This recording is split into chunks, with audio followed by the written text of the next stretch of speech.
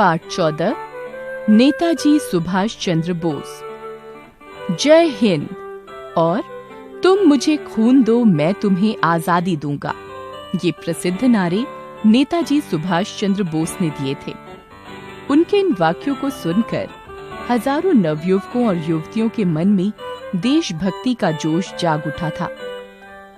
सुभाष चंद्र बोस उड़ीसा के लाडले सपूत थे। उनका जन्म 23 जनवरी 1897 को कटक में हुआ था। उनके पिता का नाम जानकी दास बोस था।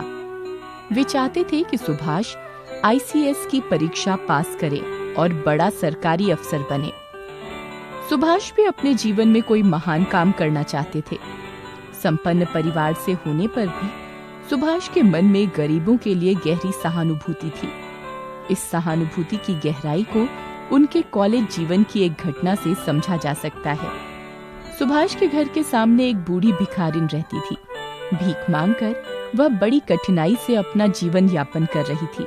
सर्दी, गर्मी, बरसात में जिन कष्टों को वह झेलती थी, उन्हें देखकर सुभाष का दिल रो उठता था। वह इतने कष्ट सहन करती है और मैं कितना सुविधा संपन्न हूँ, यह सोचकर उन्हें अपने पर ग्लानि होती थी। फिर उन्होंने सोचा कि कोरी सहानुभूति से क्या लाभ, मुझे इस भिखारिन की सहायता करनी चाहिए। यह सोचकर जेब खर्च में से कॉलेज जाने का बस का किराया उन्होंने उस भिखारिन को देना शुरू कर दिया। उनका कॉलेज घर से 3 किलोमीटर की दूरी पर था। वे अब पैदल ही आते जाते थे। उन्हें हर भारतवासी का दर्द अपना ही दर्द लगता था। उनके कॉलेज जीवन में ही एक बार पास के गांव में महामारी फैल गई। गांव के लोगों की सेवा करने वाले दल में सुभाष भी सम्मिलित हो गए।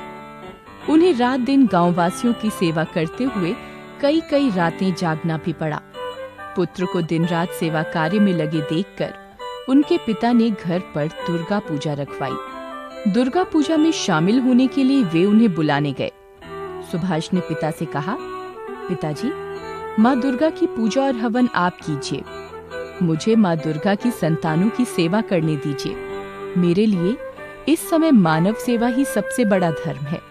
यह उत्तर सुनकर पिता ने सुभाष को गले लगा लिया। उन्होंने कहा, बेटा, तुम्हारे कर्म में सच्चाई है, इसी से तुम्हें पुण्य मिलेगा। एक दिन एक पुलिस अधिकारी रिश्तेदार उनके घर आए।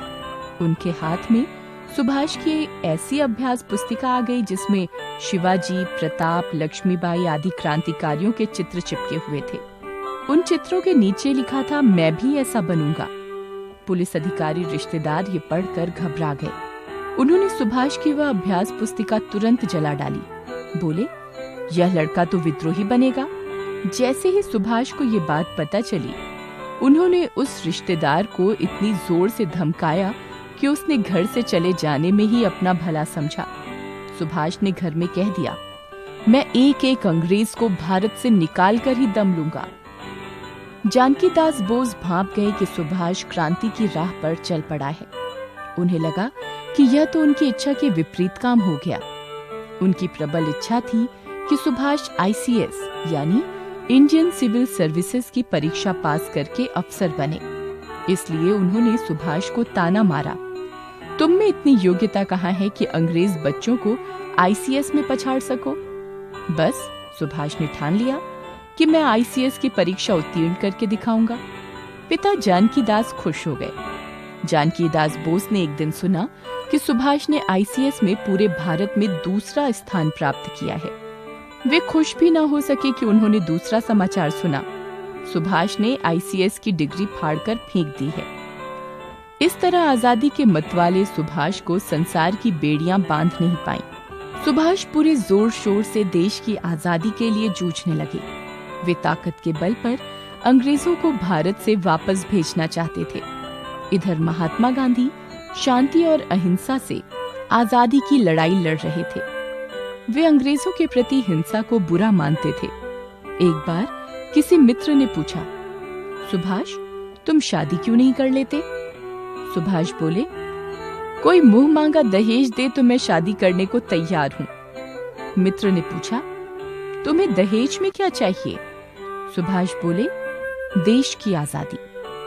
आजादी के ऐसे दीवाने थे सुभाष। उन्होंने अंग्रेज सरकार की नाक में दम कर दिया। सरकार ने उन्हें जेल में डाल दिया। सुभाष वेशभूषा बदलकर जेल से फरार हो गए और विदेशों में जा पहुंचे। वे जर्मनी, जापान होते हुए इटली पहुंचे। जापान में जाकर उन्होंने आजाद हिंद फौज बनाई। हजारों भारतीय युवक युवतियों ने सुभाष के इशारे पर मर मिटने की कसम खाई। महिलाओं ने अपने कीमती गहने तक उन्हें भेंट कर दिए। सन 1945 में सुभाष ने अंग्रेज सरकार पर धावा बोल दिया। कहा जाता है कि उनके विमान में आग लगने से उनकी मृत्यु हो गई। हालांकि बाद में पता चला कि वैसी कोई विमान दुर्घटना हुई ही नहीं थी। तब से लोग उनके बारे में कोई सूचना नहीं पा सके। वे चाहे शरीर से जीवित न हों, परंतु हर भारतीय के मन में जीवित हैं। प्रसिद्ध क्रांतिकारी मनमथनाथ गुप्त ने अपनी पुस्तक अंडमान की गूंज में लिखा है कि सुभाष की आजाद हिंद फौज के डर से ही अंग्रेज भारत छोड़ने पर मजबूर हुए। भला कोई आक्रमणकारी बातचीत से भी किसी देश को आजाद करता है? हर भारतीय उन्हें नमन करता है। अपना इंडिया, गोल्डन बुक्स का दीवाना, गोल्डन बुक्स का दीवाना, गोल्डन बुक्स को अपनाना। अपना इंडिया, बुक्स का दीवाना, गोल्डन बुक्स